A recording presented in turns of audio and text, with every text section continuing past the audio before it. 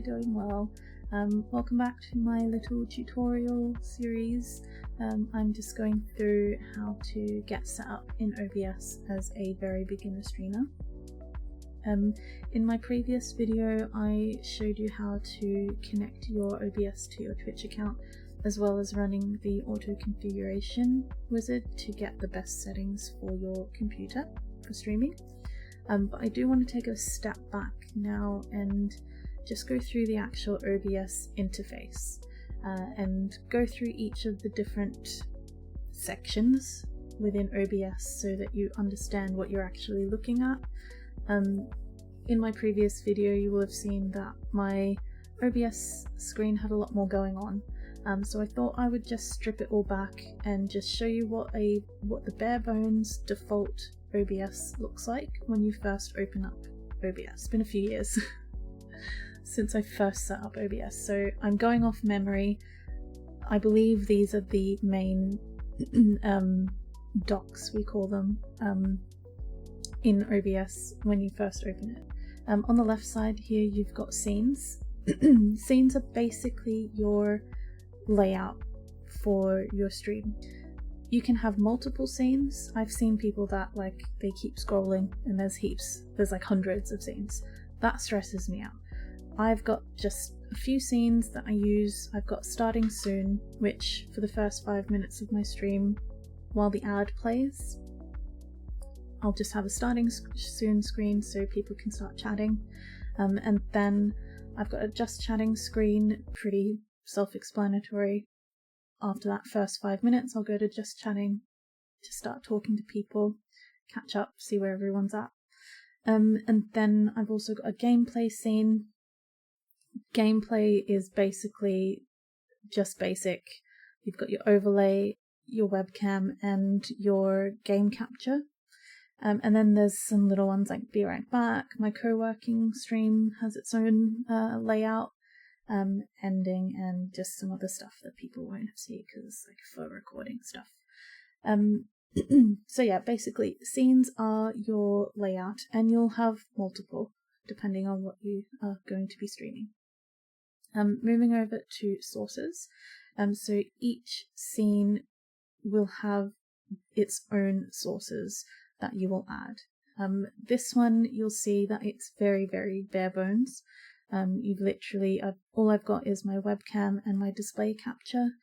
The display capture is how you're seeing my OBS screen right now.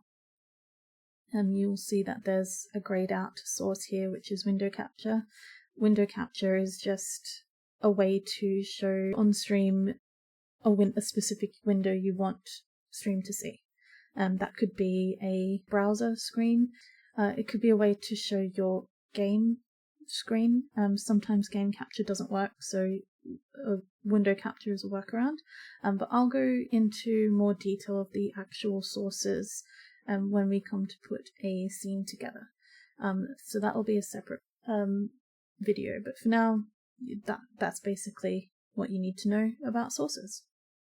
Next over here you'll have audio mixer.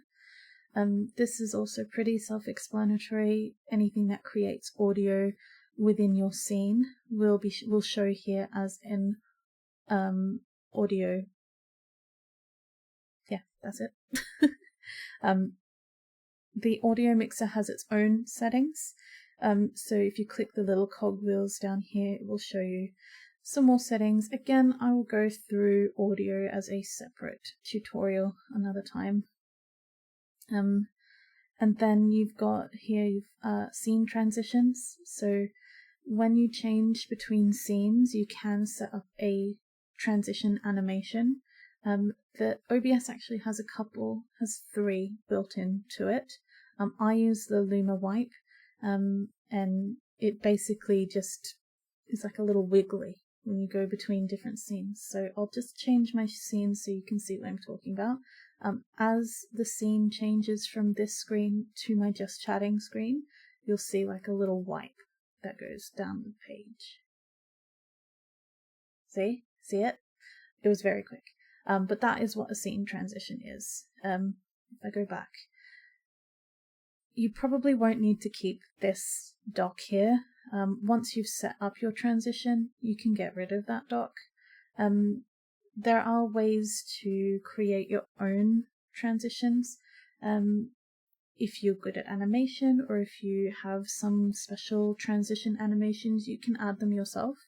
Again, that's something that I can go through. I don't use the transitions very much. I set this up one time. I haven't gone back. So I actually forgot that it was a dock.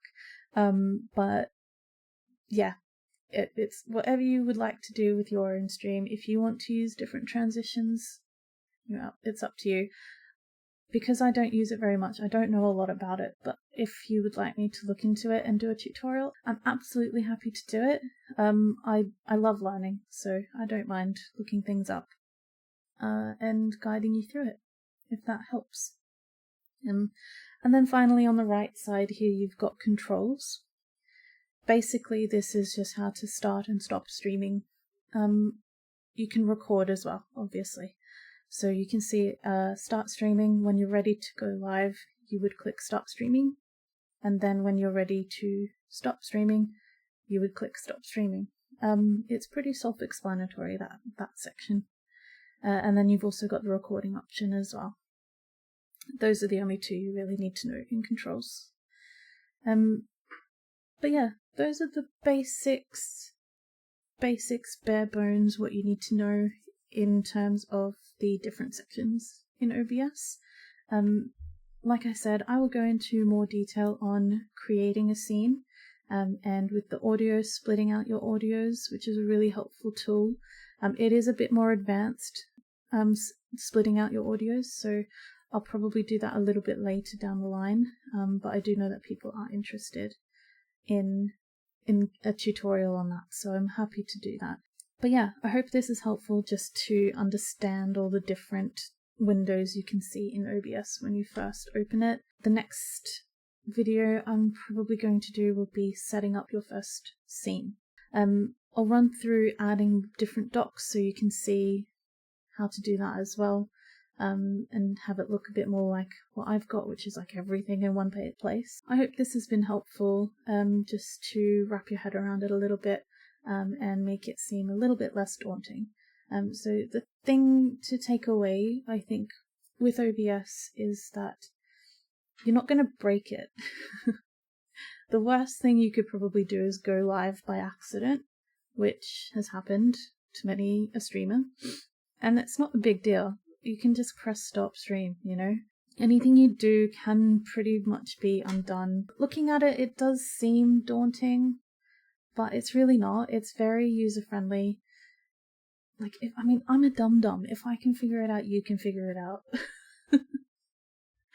But yeah, I hope this has helped. Stay tuned for my next video, which I think will be going through setting up your first scene. But anyway, thanks guys, bye!